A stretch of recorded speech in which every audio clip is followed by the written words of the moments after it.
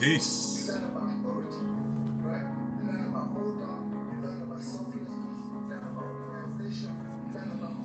Good rise. Well, I don't know if I would say good rise. Some of us been up for a while already. Good day. Good day. I'm gonna use it. I'm gonna do it like that. Good day. Um, as you know, it's first day. So on first day, thank you, cause she. I told you spoiling me, cause I'm always kind of pausing until I hear loud and clear. But peace, Sherelle. Peace to precious mom. Um, yeah, I guess I'll say good day, right?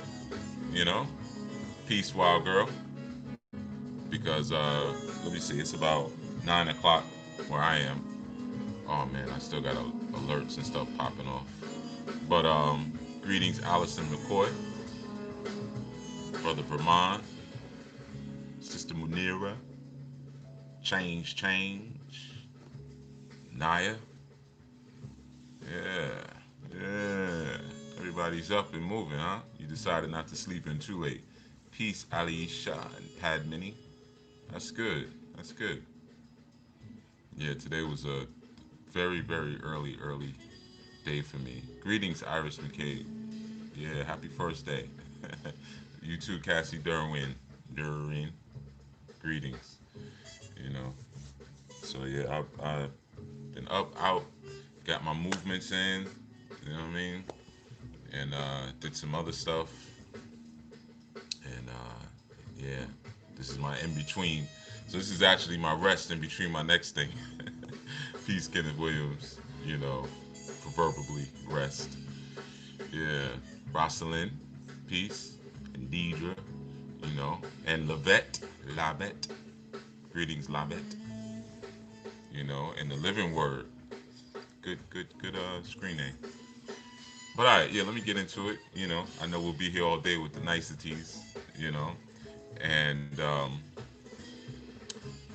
you know, this session is not complex. I try to keep on first days. You know, peace, Ia, Andrine. I know that people usually are trying to prepare themselves for the next 5 days of labor and toil, and you know they have that on their mind, ironing clothes. Well, I guess if you have to go in, the rest of you just ironing your shirts because you ain't wearing nothing on the bottom.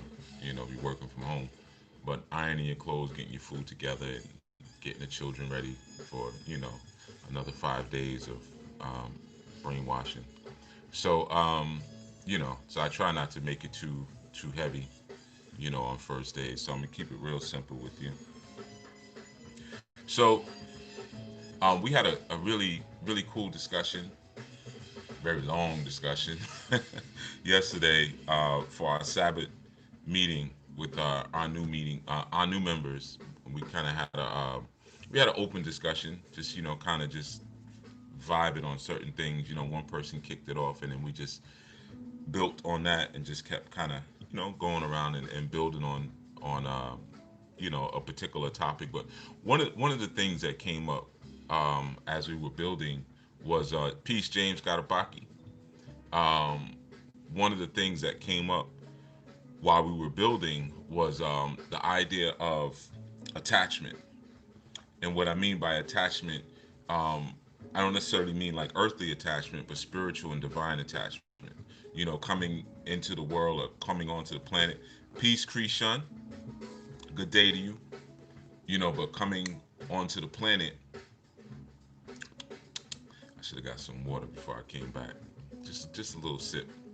I might step off for a minute and get a little bit of water. Was doing a lot of movement earlier, so I lost through perspiration, lost a lot of water. I could feel it. Um, but anyway, so if I step off, I'll be right back. But anyway, so we spoke about just the idea of what it is that we're attached to from a divine perspective. Coming into the planet, coming into the world. Peace, Moksha, Sister Moksha, and what we choose to attach ourselves to, and how that projects out through the world. Like projects in everything we do. If we recognize that we're attached to the divine, then everything that we do is going to be, a representation, or a piece king preach, or will symbolize and epitomize that divine connection, whatever divinity we're connected to. It was interesting because I was listening to something the other day. It was just like a little segment, but um, well known music mogul, I'll use that term, music mogul, was talking about a new political party that he felt needed to be initiated based on some of the things that are happening. And he was, really, at one point he was saying that melanin rich people should hold their vote, like to basically withhold their vote, almost boycott from voting. And now he's saying that no, we shouldn't withhold it, but we should send it towards a certain direction, you know. And it was interesting because it was a moment where he was speaking, and again, this isn't a political talk, but that's it's all a rave right now. But there was a moment where he was speaking, and he said, because I pray, peace, peace, Gypsy Gray. I pray to God that the person who's currently, in that seat doesn't stay in that seat. And soon as he said that, soon as he said, I pray to God, I knew what God he was talking about. And I knew that it was interesting because the people who might be listening to him might not realize that the commonly accepted God in North America is not the one that he's talking about. You know, it's the enemy of that God, right? And by looking at his culture, looking at his behavior, looking at his actions, and um, I'm someone who's been able to witness his actions. Shoot, long time now, long time since early '90s, right? Um, it's just seeing how he moves, and before he was even a mogul, I knew him. When he was just doing basketball tournaments and stuff like that, and always kind of seen he moved a certain kind of way, right? And so was very clear on what he characterized, what he symbolized, and what he epitomized. And there's always been a lot of death surrounding him. People always die around him or because of him, right? So you think about the concepts of attachments. You think about the concepts of what we're connected to and what we're pushing. Peace, Josephine Morby. And what we're pushing out into the world, what we're sending outward into the world. You know, and a lot of it has to do with what we choose to connect to. So one of the things that becomes important in our life is what we choose to symbolize. And I know a lot of times, like I spoke about recently in a segment, that sometimes you have people who will brag or glorify, about their consciousness and their level of wokeness. But the first thing they want to do is let you know, I'm woke, I'm awake, I'm here, I'm there. But at the same time, I'm I'm relatable, and I'm still down in the muck and mire of the people who I'm supposed to be helped to be pulled up out of that muck and mire, right? So in that instance, you start to, like, there's a dissonance there. Like, what are you symbolizing?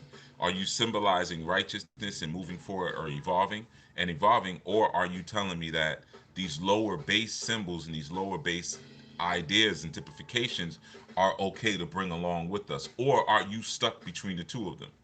Do you not know? Maybe you don't know what you trying to do, what you are, right? um so in that instance, right, sometimes we see people who are kind of vacillating between different ideas, and that starts to become the symbolism. Like, for instance, when you think about hotepers, right? When people use that term, which is so disrespectful, you know, um, it's so disrespectful. It's like people get really hurt when you say things like Jesus freaks, and they should be offended.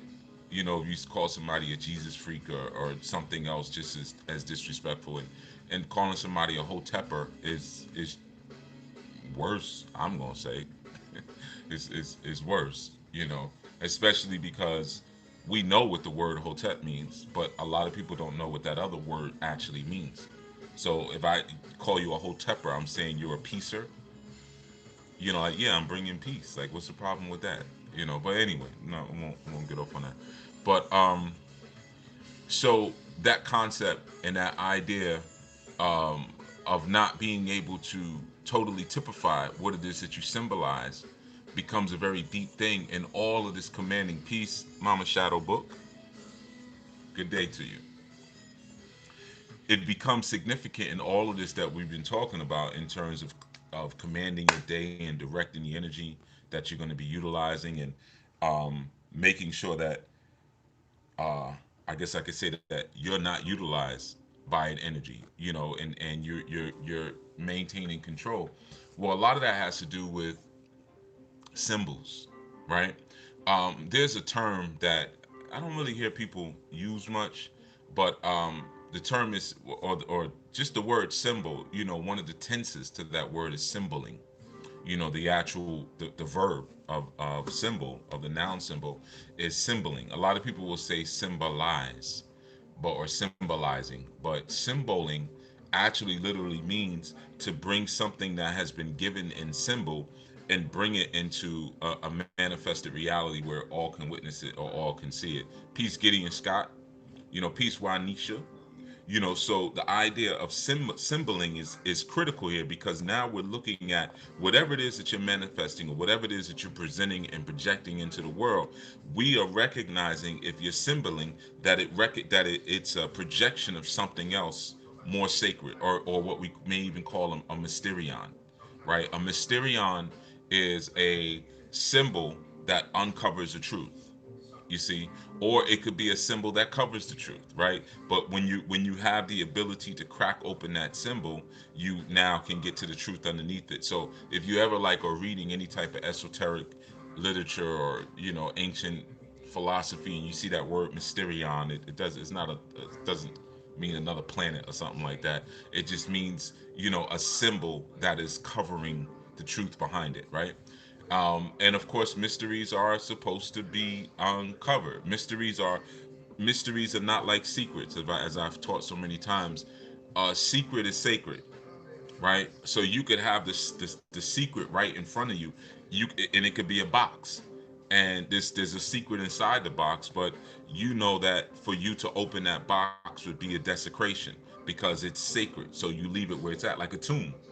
What's inside of a tomb is a secret, but secret and sacred are the same thing. So what's inside of a tomb is sacred. We leave it there, as opposed to, there may be certain, if somebody goes into um, an ancient library, or the library of your people, and they steal the books out of that library, and then they hide them somewhere. Now it becomes a mystery. It becomes a mysterion.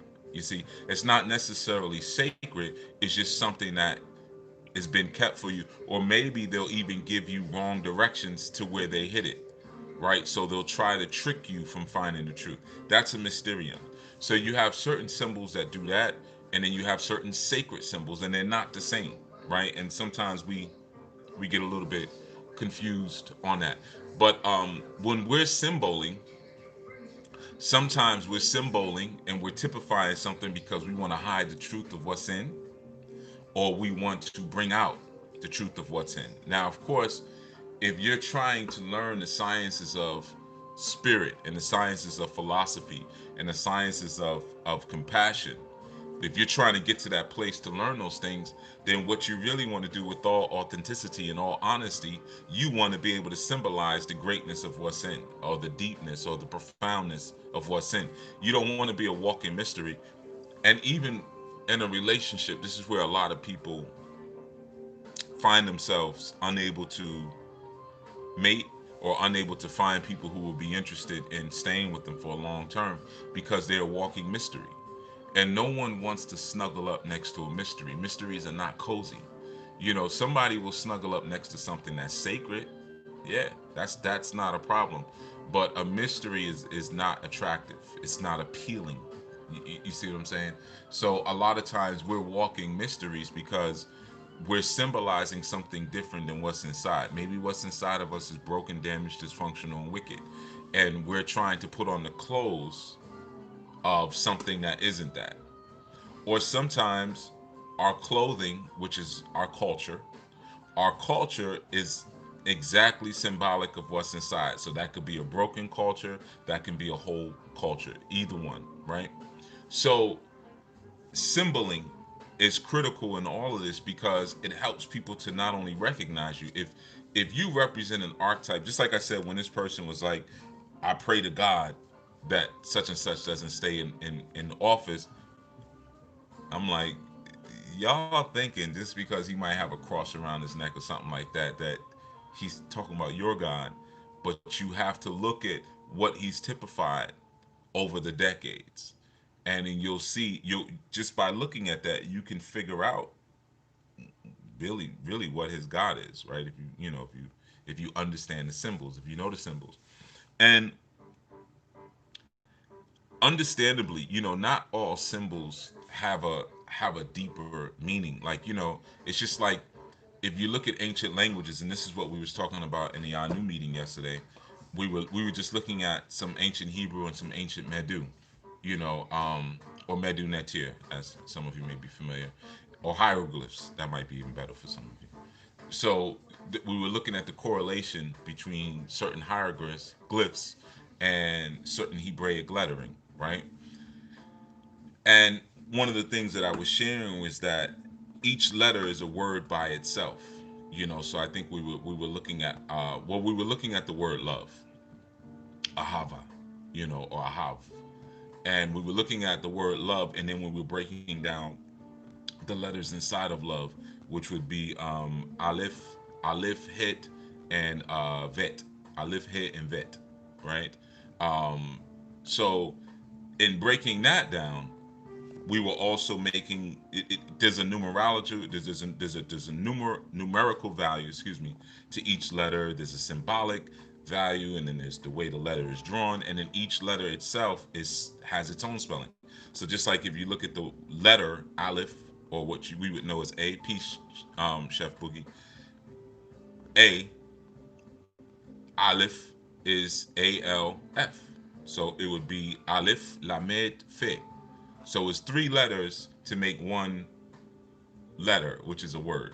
I know it may sound a little confusing. Don't worry about it. That ain't really the point of what I'm talking about anyway.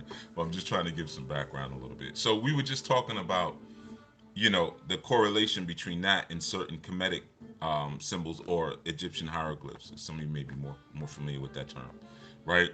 And how essentially you have what we would call the onomatopoeia, right? And onomatopoeia is a word that it symbolizes something about what it's describing. So, for instance, if I say the word meow, or if I say the word bark, then it sounds like what it is that I'm saying. Meow, bark, whatever, right?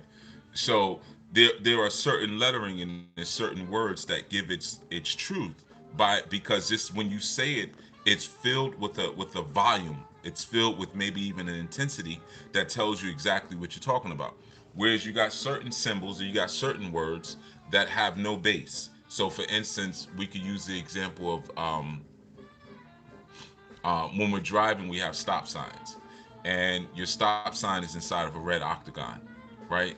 There's no real underlying sub theory to the idea of stop. It's just the word stop.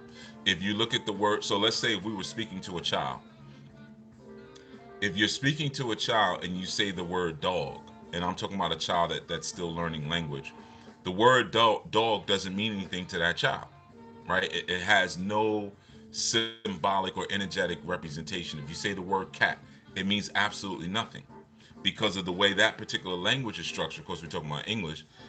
It doesn't have a large onomatopoeia value wherein the words actually make sense. You just put it that way. But if you go to a child and you say meow, meow, or you say bark, roof, roof, the child can understand that you're talking about a cat or you're talking about a dog. And those are actual real words, but they also have a value, a layered value underneath it, right? So you have symbols that function the same way. And sometimes, unfortunately, because of our lack of knowing, we're surrounded by symbols that have a value, that are speaking something to us that we're not even aware of, and they're having an effect on us, but we don't know that there's a value. Or we might be surrounded by certain words, and we don't understand that those words not only have a lyrical context that you could pull from, but there's also an audible or oratory or a sound context as well. So when I say meow, a cat will look. Yeah, a cat knows it's not a real cat. It never really works. You know what I mean? But if you do that, they'll tend to do that. They'll look and what the heck was that? you know. So it actually has a different kind of value. So you imagine the symbols and the words and the ideas that you may be around that are sometimes helping you to command your day or disrupting your energy and trying to gain command. And peace, Lisa Stanford, and you might be wondering why I can't focus. Every time I try to sit down and focus on this particular idea or try to get this task done, my mind starts to go here and go there. Sometimes it's good. Well, look around. How many symbols do you have around you, right? See, one of the great values in symboling is that it allows you to remove all of the clumsiness of words. Words can be very clumsy, and a lot of times you have to use a great volume of words to convey an idea that can be shared in one symbol. So it becomes critical when you understand not only the value of symbol, but you understand the root of the symbols that it is that you're using. So I'll give you an example. Right, you have, like I said, you have baseless symbols, like baseless words. So you have a red octagon. It means stop. Why? Because that's what we say in North America. That's what it means. It means stop. Okay. There's really no deeper sub context to it, right? Um, but then you also have what we have temple or divine symbol. Peace, peace, peace, Baba Anwar. We have temple or we have divine symbols as well. Now, what do those temple or those divine symbols represent? Well, their whole job is to bring a concept or a theory that exists in the other world to this world. So you would use those symbols to pull something in, right? Typically, when you're using earthly symbols, you're using them. Um, you might use them ritualistically, and I'll get into how that's done or what that means in a second. So, but usually you're pulling with a symbol. You're pulling. It's very rare that you're trying to push something up. You can, but there's other ways you push up or push inward or push from seen to unseen. But usually when you're trying to go from unseen to seen and pull that in, then you would use symbols. Now, here's the thing. If I'm not moving with a certain level of dissonance, then essentially I am a symbol myself. Peace, Shannon. I'm a symbol too. You're a symbol. That person is a symbol. That person, like, you might look around and it could be on your job, it could be where you live, it could be your neighborhood, and you might look around and say, how many symbols do I have around me that I maybe didn't notice? Like, this neighbor symbolizes this, that neighbor symbolizes that, I symbolize this, da da da. Now, what happens when you put all of these symbols together? When you combine symbols, that's what we call ritual or rite. A ritual is based around the combining of symbolic value.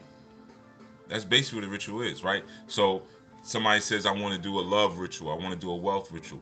What do we start doing? We start collecting symbols. Okay, well, I'm gonna get some coins.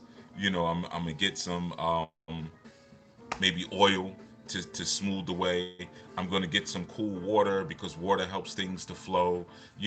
And it's just all symbols. So I'm pulling this symbol, pulling that symbol, pulling that symbol, and those symbols, symbols. Those symbols, what I'm hoping that they will do, or what I'm working for them to do, is to pull something that is in the unseen to the seen by conveying a message through symbols. You see? So now if we look at the same idea with ourselves as what we symbolize, right? I give you a great idea. I give you a great example, and I'm not trying to get on anybody. I'm not. Just I'm giving you examples. Sometimes I might be teaching, right? breaking down something that's really peace YG Gutter, breaking down something that's really critical for life, really critical for living, right? And while I'm breaking that down, there will be one or two people in the chat cracking jokes, being class clowns, because maybe because they're not intelligent enough to follow along, or they're being 10 percenters, or because they have a symbolic dissonance within themselves. I'm going to show up to a conscious environment, but I'm going to act like a jackass. I'm not getting on anybody. I'm just talking, But I know probably you think a lot of times I don't like. I can talk and look at it. I see the chat. I see everything that's in there, right? So, that's an example of a dissonance of symbols, and sometimes that happens when you're coming together to do ritual with people. We're all in this space, so we there's an assumption. And here, let me give you this, because I fell victim to that. We were talking yesterday about in our Sabbat meeting about like some of the statements that I've said in terms of what I'm not going to teach as much of anymore, and I'm stressing more people get their psychology together, and get their minds right, basically, and get their spirits right, and get their emotions right, over teaching them all the deep esoteric values. And I had to admit, because I was not aware how many clowns existed in this virtual community, right? Because I had spent so many years doing this, what I do in person, rooms full of people, or teaching in certain halls. And when I had my own temple, then people would come into the temple, and so that's what I was pretty much used to. And it took me a little bit of catch up, man. A catch up was a couple of years, but when I started to share online, which was 2010, when I started doing podcasts, and that's the first time I showed an image of myself online. My assumption was that if you came into this space, whether it was a channel or whatever, you're just as serious as I am, right? And it took me a minute to figure out, no, there's people who it's just entertainment for them, or they're here just to meet a guy, or to meet a female, or whatever, So it took me a minute to catch up, that the fact that there are people who are outwardly symbolizing something here. And not to say I didn't encounter that in real life. I did. I mean, that's always been in the culture community. You've always had fakers and whatever, but um it was not the norm. It was the rarity. Whereas in a digital environment, that's the norm. If you're doing a live stream and you got 300 people on your stream, about maybe 7 or 8 of them are really about that. The rest of them are just, it's background noise, or they're just trying to listen for something that they can, Thank you. Well, you're a tremendous person too, Gypsy Gray. I appreciate that. you know they're just trying to pick up on something that they could use somewhere else or whatever, right? So you have to be aware of the symbols that are popping up around you.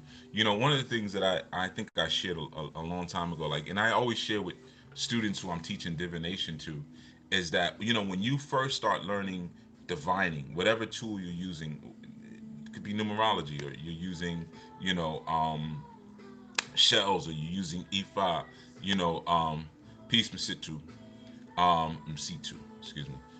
Whatever it is that you're using, eventually it starts to penetrate your psychology.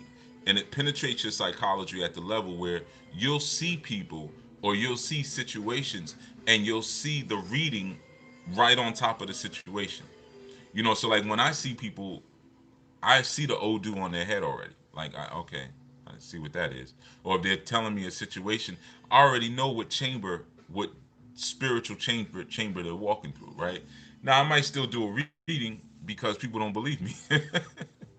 They're not from this world. They don't understand how this works. So they think, well, you're gonna do a reading, right, Baba? You're gonna throw the Opwele, right? You're gonna ask Ifa, right? Because they don't understand that eventually the person and the oracle merge, and over time, if they're authentic and then they're real about what they're doing, over time the person and the oracle merge into one person. So I don't really need to cast. Peace, Maxine. I'll cast because it makes you feel more comfortable. But I don't really need to cast. So sometimes people have gotten readings by me, and some of y'all here, y'all know, you'll hear me crap, like cast, and you'll hear me say like, mm-hmm, or something like that. Like, yep, because I already knew what it was gonna be, and I'm really just casting for your benefit. But that's what's supposed to happen when you're being penetrated and saturated by the symbol of what it is that you hold most divine and hold most dear, and what it is that you're striving for. Now, it might be something that's not divine that becomes what you're typifying and what you're categorizing. That's when we run into another kind of problem, you know. And when I say we, I'm saying even we as a community.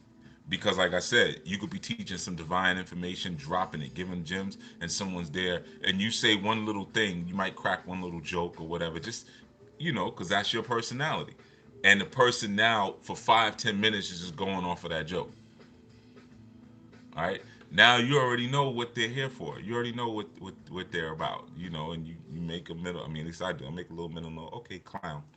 Anyway, so da da da. You keep going, right?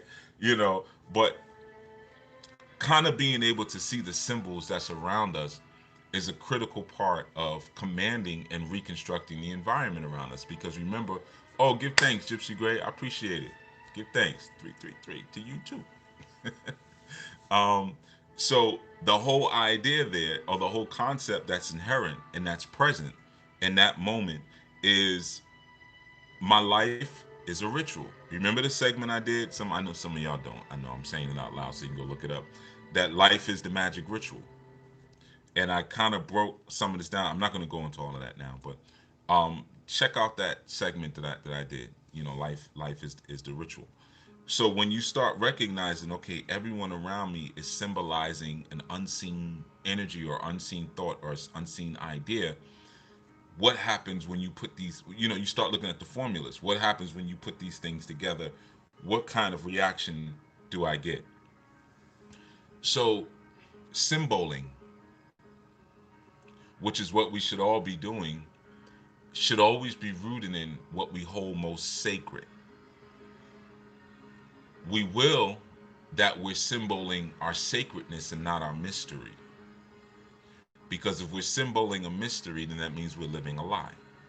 You see, if we're symboling what's sacred, we recognize that, it's just like I said, it could be a locked box, for instance. And I don't mean that. I mean, there's no pun intended, but I'm gonna as- associate that with a female. If she recognizes that someone entering into her body is sacred, entering into, because this is inside of me, like you're literally inside of me, and she sees it as sacred, then that area is going to be locked. It's not going to be a mystery per se. It's going to be a secret per se, and it's to be opened up to the right person who's worthy of that sacredness or that secret. That's if it's still sacred. It might have been blown to pieces now. Ain't nothing sacred about it left, so you might as well just to give it up on the first night because it's done now.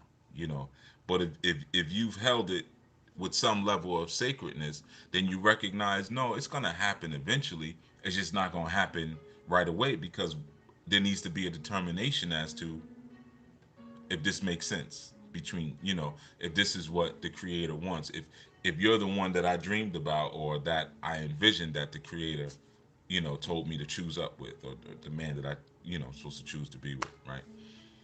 So, like I said, I'm gonna keep it simple. Symbols. That's all.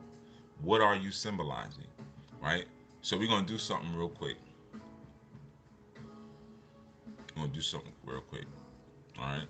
What I want you to do, I want you to close your eyes. I'm gonna close my eyes with you. Now if you're driving, don't close your eyes. You know what I mean? Just try to envision. And what I want you to do is I want you to envision a symbol that is most divine, most sacred to you. We're gonna get that a moment. Most divine, most sacred to you. A symbol that represents your highest aspiration.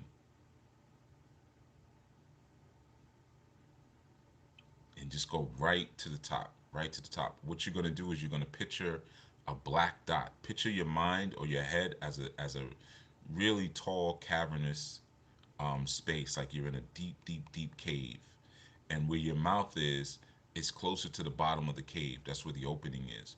But all the way at the top, all the way at the top, there's a there's a slight glimmer of light, but there's a black ball at the top there, the small black ball, and you're gonna go all the way to the top, and whatever's all the way at that top, that black ball that you got to figure out how to attain, how to get. That's the there's a symbol. That black ball, there's a symbol imprinted on that black ball. Don't put in the chat what it is. Keep it to yourself.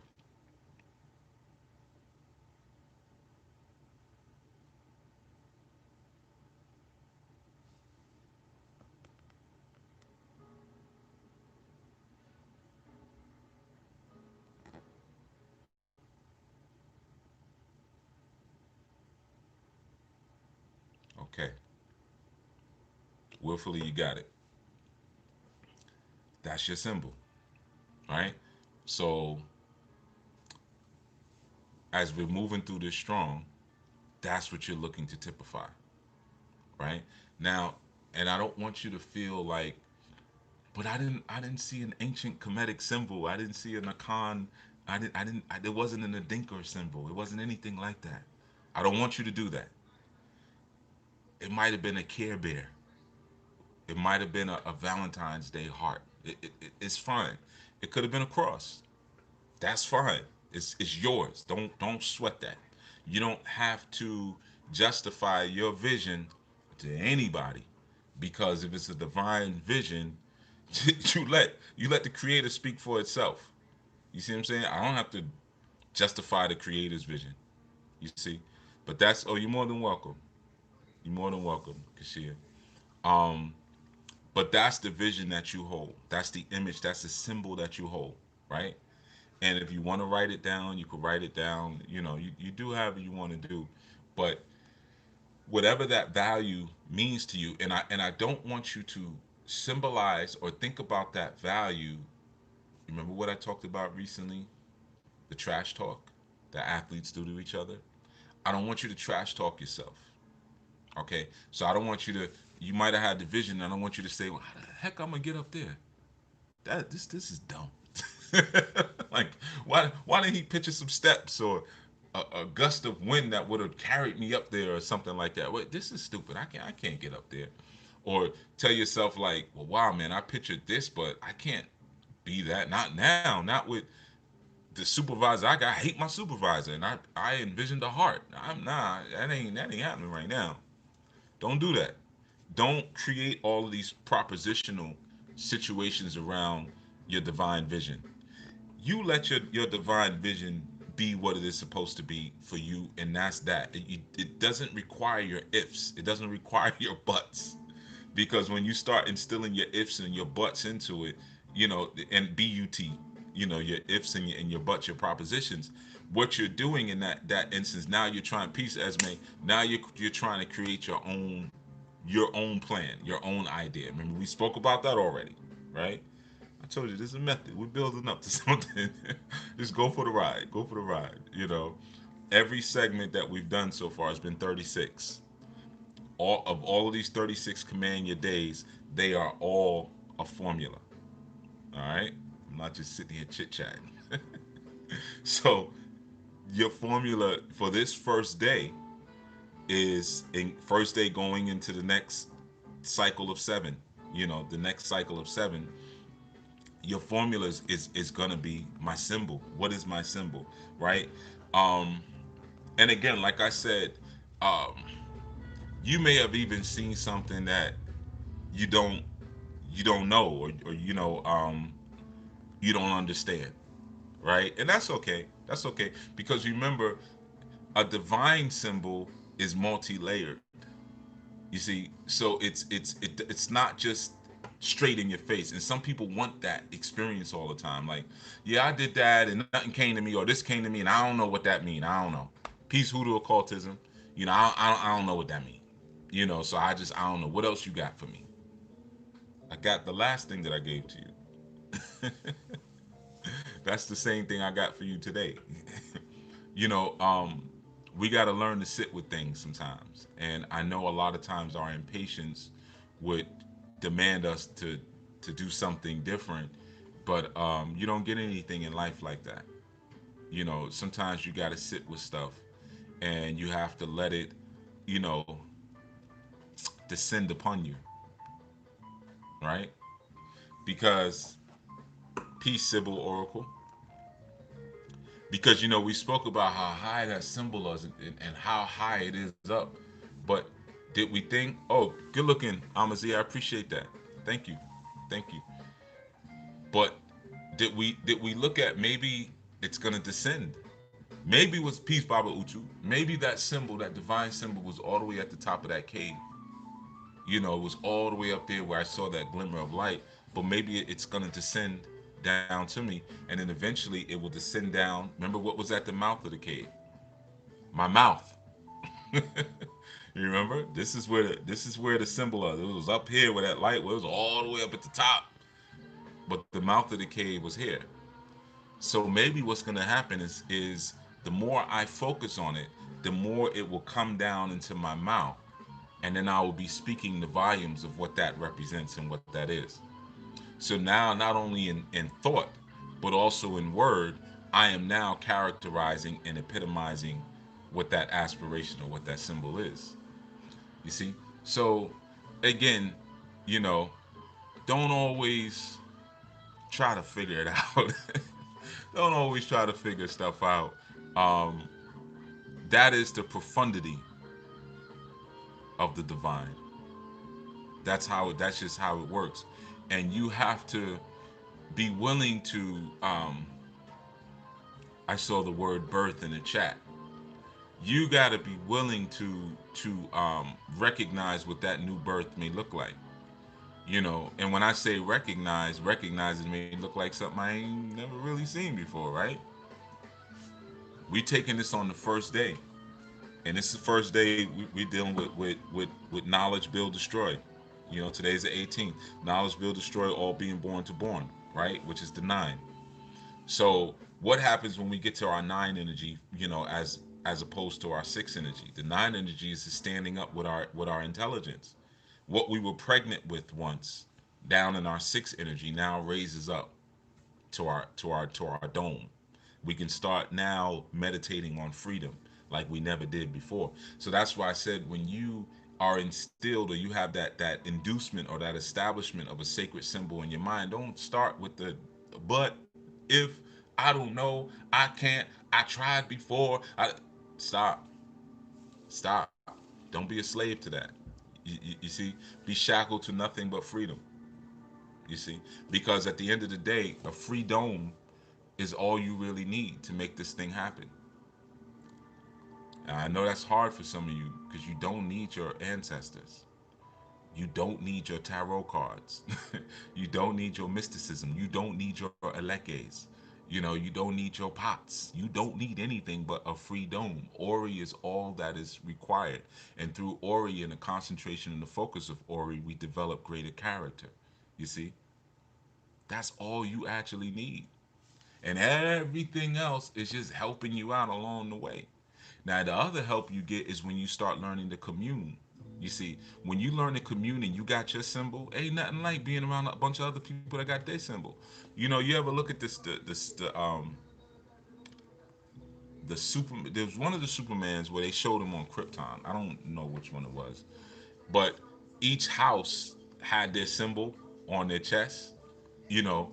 So like, Kael and Jor-El, I don't remember the name. Maybe they were from the House of El. I don't remember the name of that house, but that S, you know it's really a serpent. But that S is supposed to be the symbol of that house, right? And each house you looked at had their own symbol. Now, imagine if you were forming with people like that. Peace, Daryl Owens. If you were the first Superman, yeah, I think you might be right. Yeah, right, when Krypton was being destroyed. But there's another Superman, the one with the dude. He played Zod.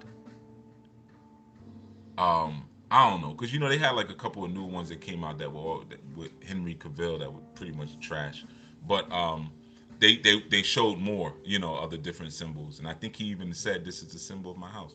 But yeah, you're right. The first one when Krypton was like falling apart and they were at the meeting, you saw the different symbols. Um, but again, that's a ritual.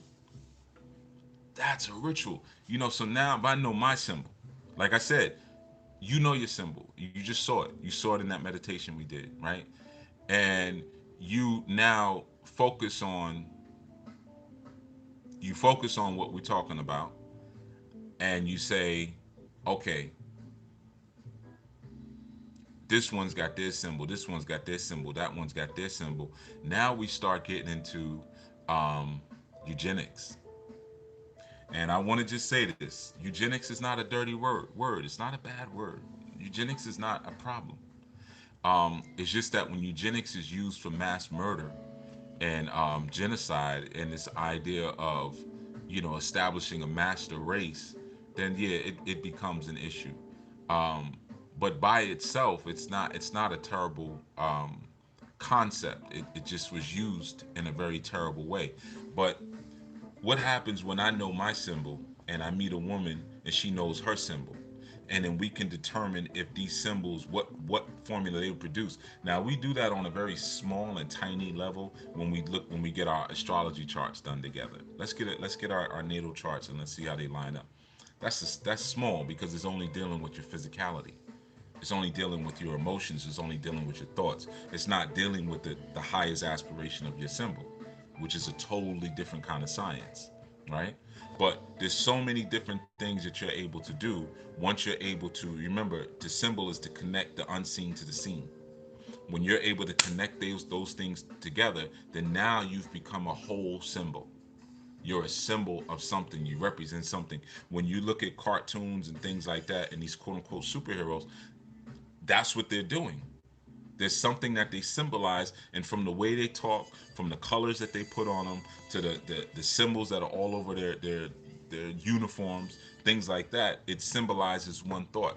See, for some people, unfortunately, once they get exposed to a little bit of light and a little bit of consciousness, they start to wear peace, Paul P. They start to wear um, costumes. They don't wear symbolic uniforms of what it is that they're about. They just put on costumes. You see, and that's where there's a dissonance.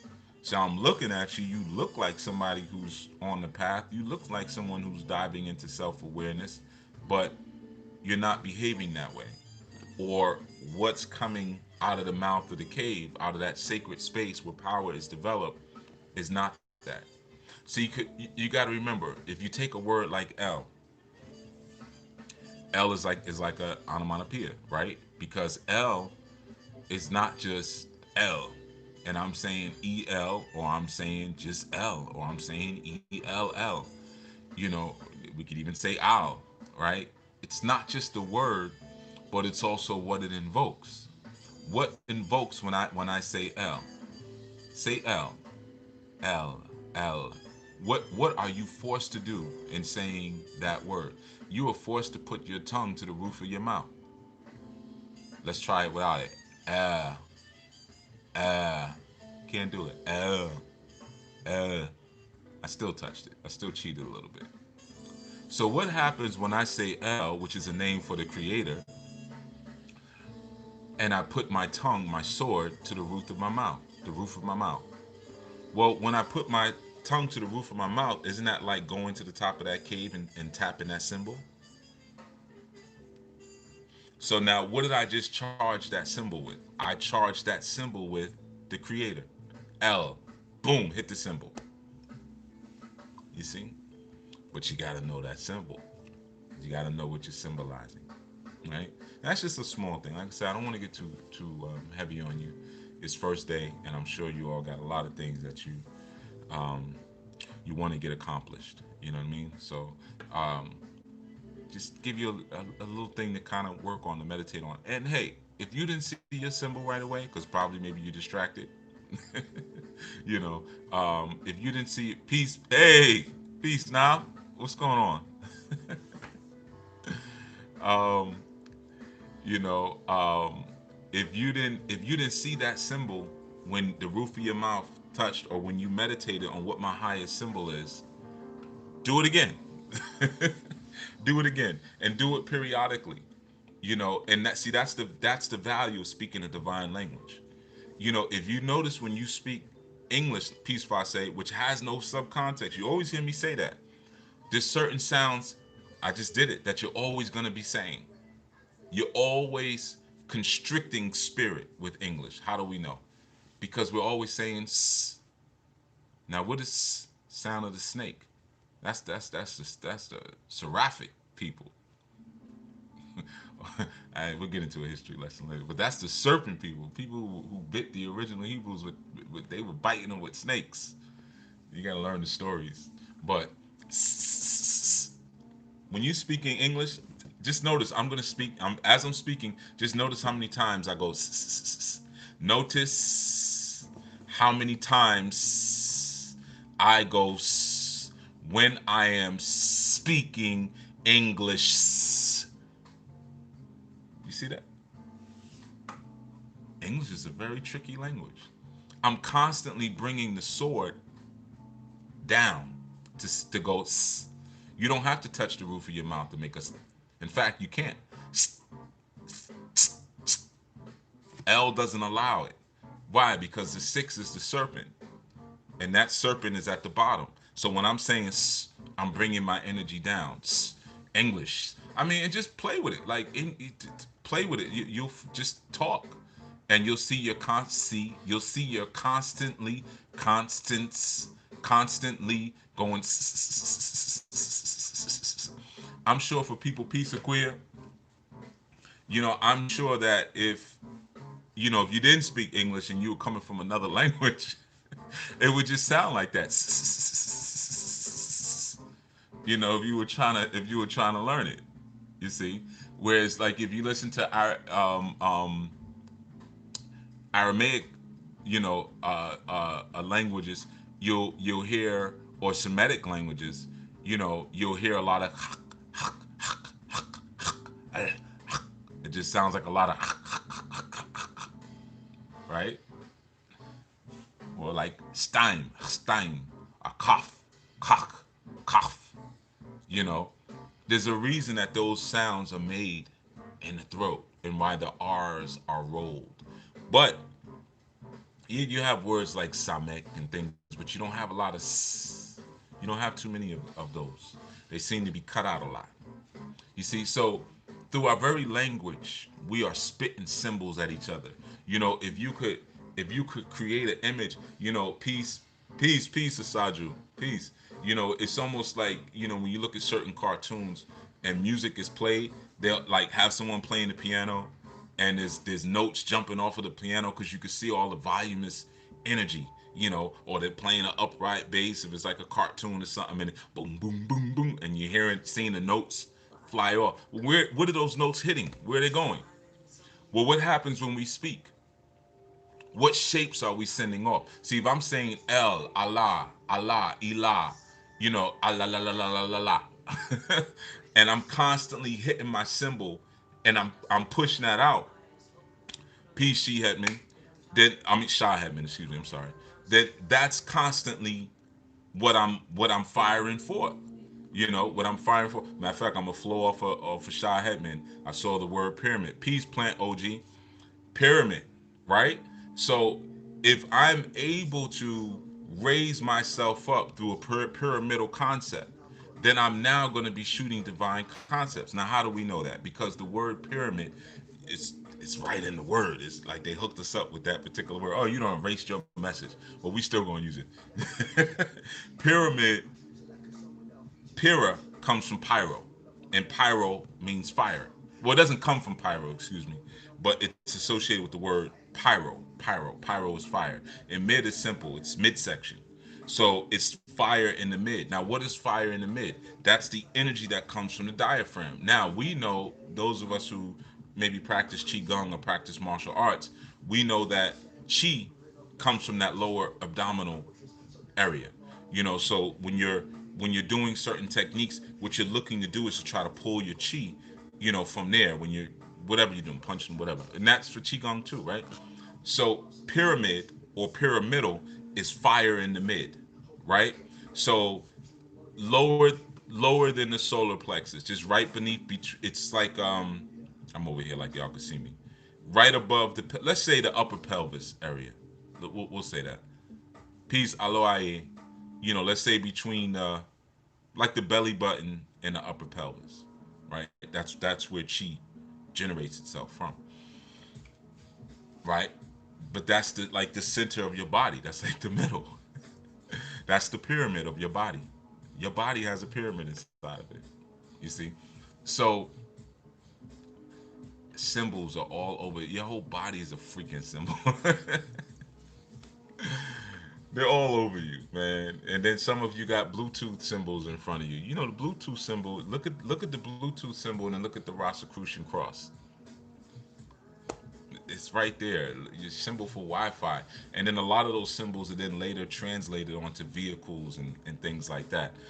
So that's the thing that you gotta be clear about. Yeah, see, Anwar's in there cracking jokes. Hey, so like I said, that's the thing that you got to be clear about. You got to be clear about um, what it is that you put. Peace, John, peace. Where you're pulling from, and then are you touching that sacred symbol, and then is it coming back out, and then is it fuel? Because think about it. When you want things to rise up, you could use heat.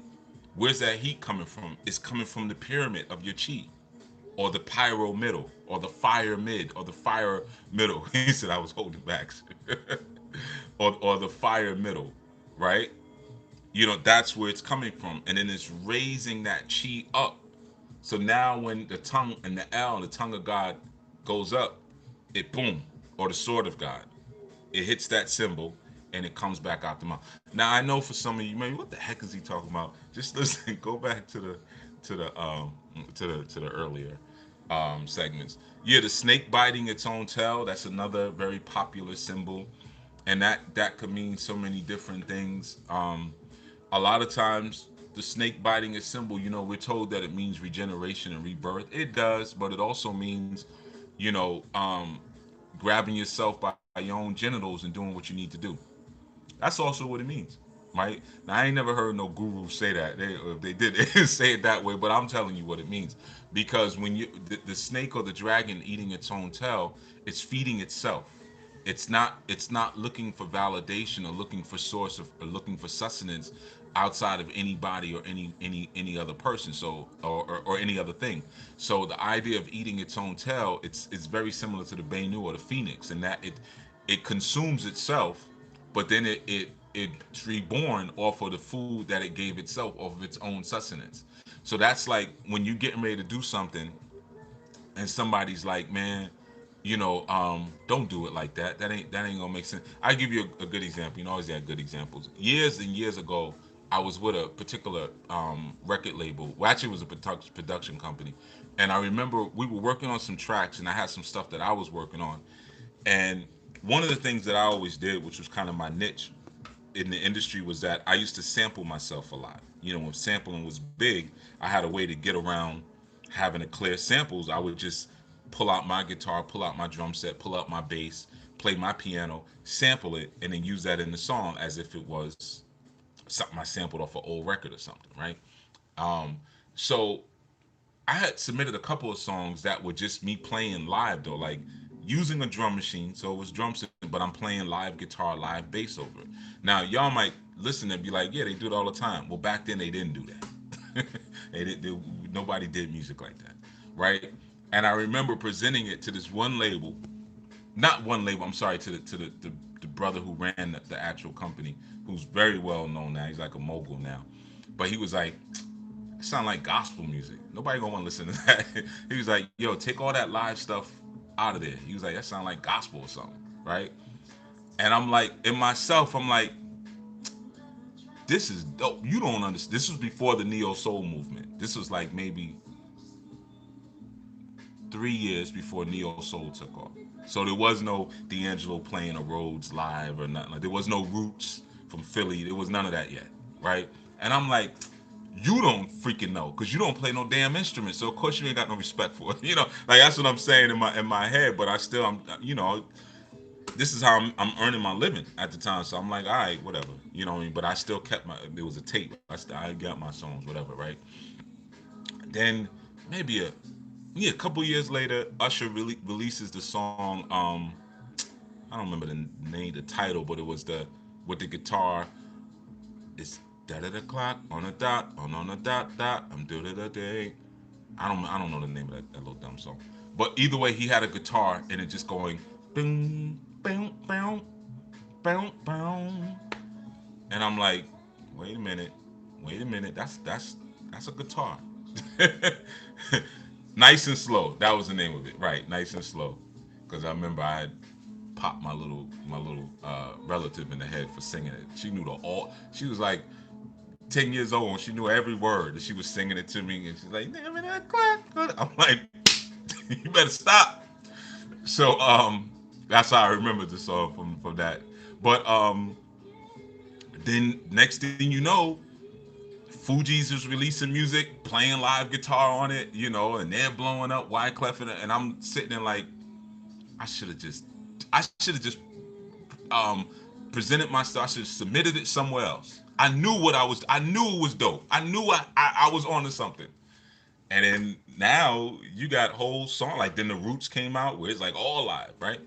Now that was me not being able to sustain myself from myself in that time. So that was an anti-representation of the snake eating its own tail, or what we have in Yoruba culture. We have the mudfish, eating its own tail. That was an opposite of that.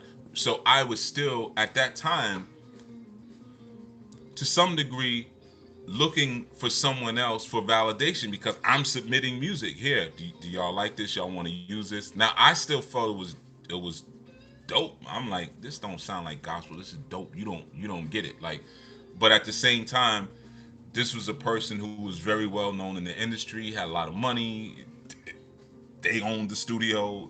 They were, anybody we wanted to call, we'd be working on a song. He'd be like, yo, I think this would be dope for Queen Latifah. He'd get on, yo, Dana, I got a song for you. Listen, he had those type of, he could just get on the phone with anybody. I didn't have none of that, right? So I'm thinking like, all right, peace, Ia Arlene. All right, I guess you know best. That jagoff didn't know best. He didn't know, but I didn't know how to enact that symbol of the dragon eating its own tail. I didn't know how to do that at that time. You see, or I didn't have the confidence to do that at that time, especially because there was more than one person in the room, and they were all yes men. So once he said it, then the other guys was like, "Yeah, you need to go get that to the Winans or something." All right, I would love for Marvin Winans to sing over one. Yeah, not a problem. You know, um, so this is what I'm saying. We got to know our symbol. Now, of course, years later, I find out that that is my symbol. I am the maverick. I am the lone wolf that just does his own thing. I didn't know it back then because I had not connected with my divine symbol as of late. Peace, Nikki Love. You ain't jumping in late. On first day, I started a different time because I know people like to sleep in, and y'all like to fry up your bacon and everything and lay in bed and eat bacon. You know what I mean? So I started a little later. But yeah, man, you got to know your symbol, and once you know your symbol, then you get real clear on what's gonna work from you, from what ain't gonna work from you. What ain't gonna work for you. And I see y'all having music conversation, but I'm gonna tell you what that turned into, so you'll even get it. I started my own label after that. Within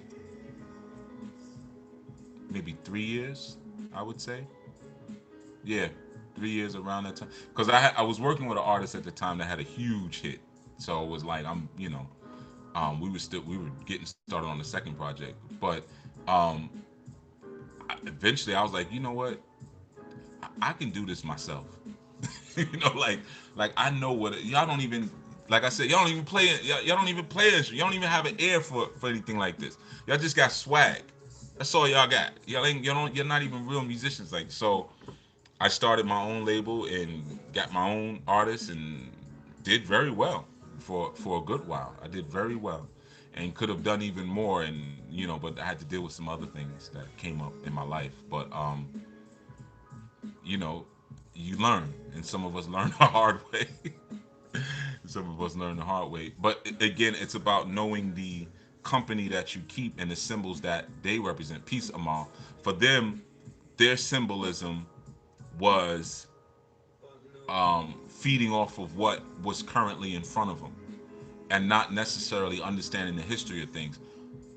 Another great example. One time we were sitting around, we were somewhere, and I was listening to a particular song that I had liked, and I was like, "Yo, this is." And me and my friend were there.